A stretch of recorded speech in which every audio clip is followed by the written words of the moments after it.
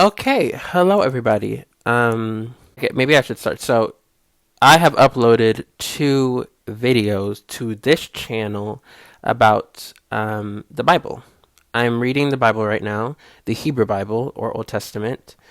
After I will read the New Testament and then I will read the Quran. But I'm studying the Abrahamic religions and I'm uploading the videos on here. I did not explain the why I'm doing it. So that's what this video is. We're going to get into the why of me doing the Bible study. For those who don't know, I am the son of a pastor, right? Girl, like, can we just imagine? Clearly, as a gay man, it is unfortunate that what you can imagine is what transpired. I did not have the loveliest upbringing. I don't have the tattoos to prove it, but my religious upbringing definitely affected me. That's kind of why I'm reading the Bible again. Now, you might be thinking, bitch, if that affected you growing up, why are you reading the Bible again? Listen, I've read the Bible many times, okay? I've heard all the various preachings and teachings from my father, and that is not a part of my life anymore. I am not a Christian. I feel like you need to understand what your ops are using against you. This religion has affected the political atmosphere. At this point, globally, it's hurt many lives. It has a trickle-down effect, like what just happened in Africa with Senegal. They say that, homosexuality is a Western thing.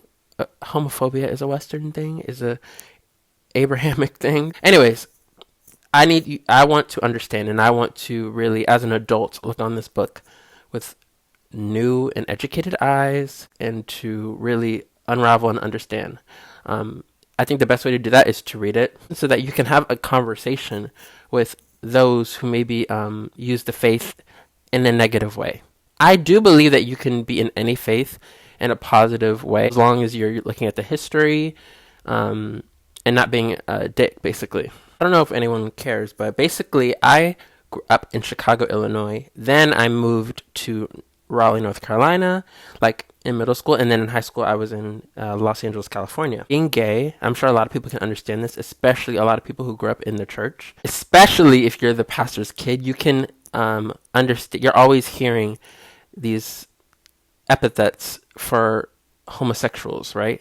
You can clearly hear and see from a variety of sources inside the house and outside the house, and feel a lack of welcoming at least. And then when you move to somewhere like North Carolina, which is like it's like East Coast but basically the South, you are met with like blatant and vulgar homophobia. So yeah, I grew up knowing pretty quickly that I was gay and that this is what my life is going to be. I thought I would never come out.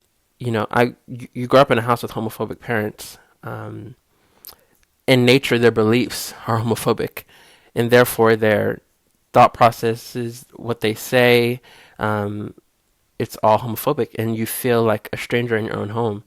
As I got older, things changed. We went to California. I didn't even know gay people existed until I went to California. And I started to be a little more open. I finally saw that that's a thing. I thought I was the only gay person in the world. So yes, I had a rough childhood. Womp, womp, womp. My experiences growing up definitely shaped who I am now. I think it shapes my interest even, which is a really interesting discussion, actually. For example, so this religion affected me a lot growing up, right? I was very unhappy, etc. And I grew up with religious parents who were preaching and all that stuff, who were homophobic, yada, yada, yada. What do I do in my free time? Read the Bible. That doesn't make any sense, right? All the psychology people like break this down.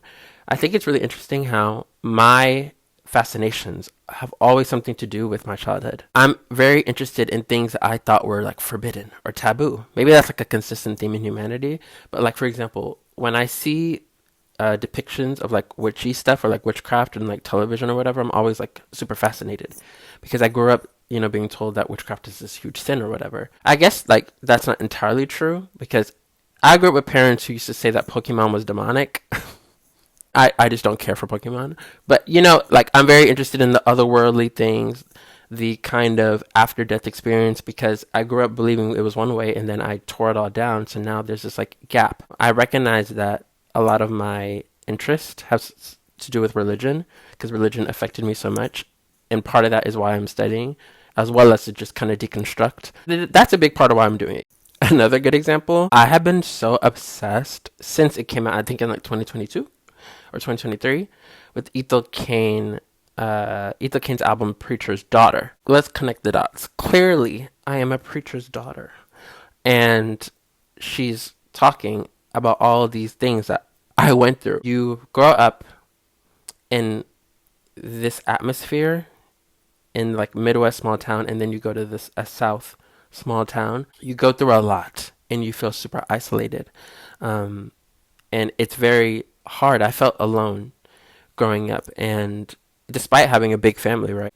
That album really touched my soul. Do you think that you can like things that are disconnected from your experience?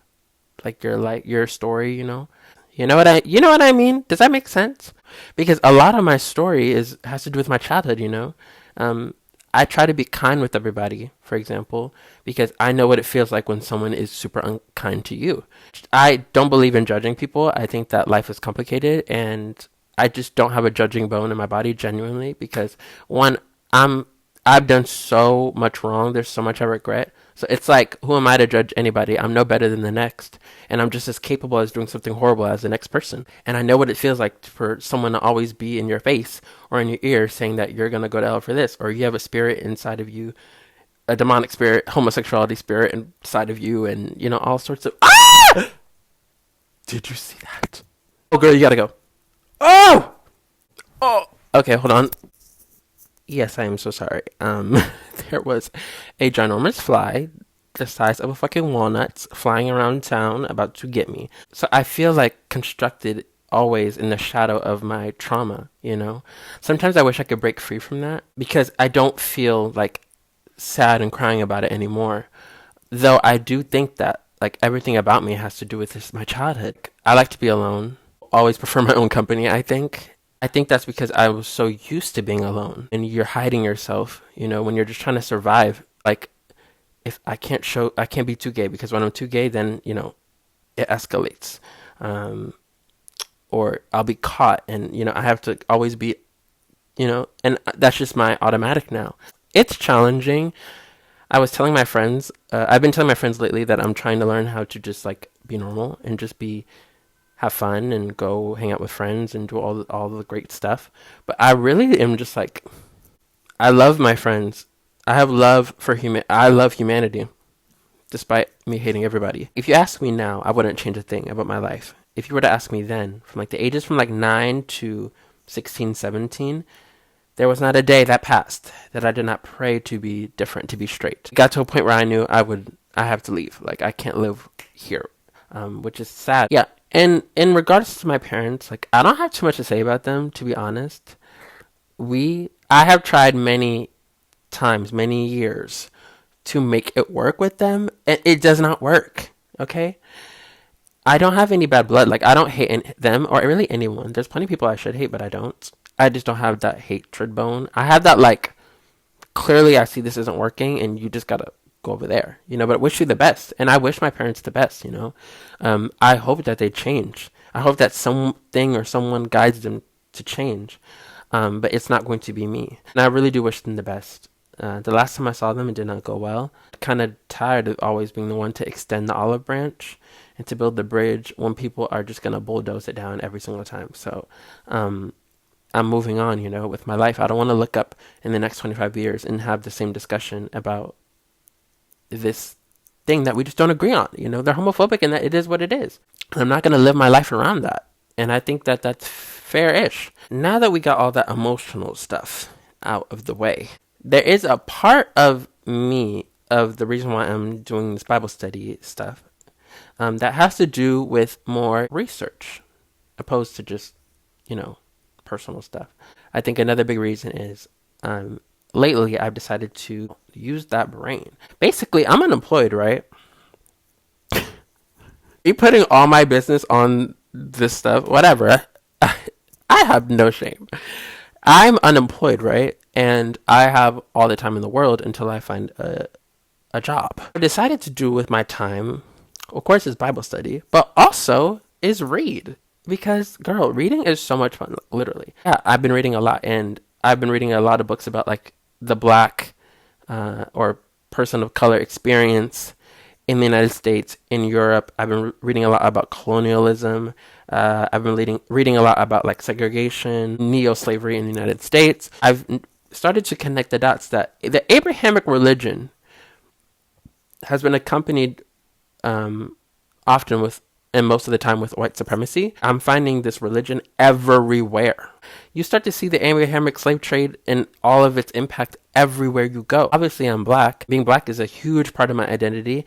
And when you're moving through this world, in contrast to your white counterparts, that shapes your experience.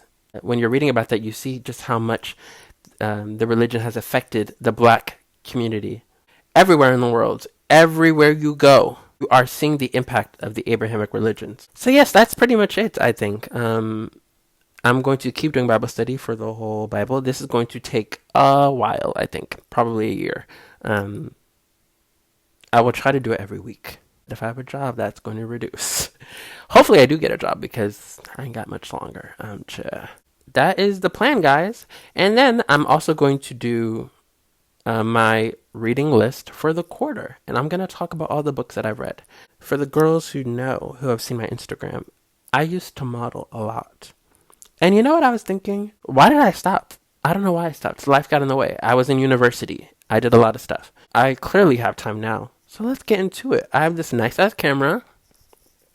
Look out for them photo shoots. Look out for the Bible study. And look out for that reading list. Okay? Because you can't just be sexy and stupid. It just doesn't work. Because these days, everybody's pretty. I don't know anyone who's ugly these days, to be honest. It's important, okay? Body can be tea, but brain cannot be empty. Okay, thank you, bye.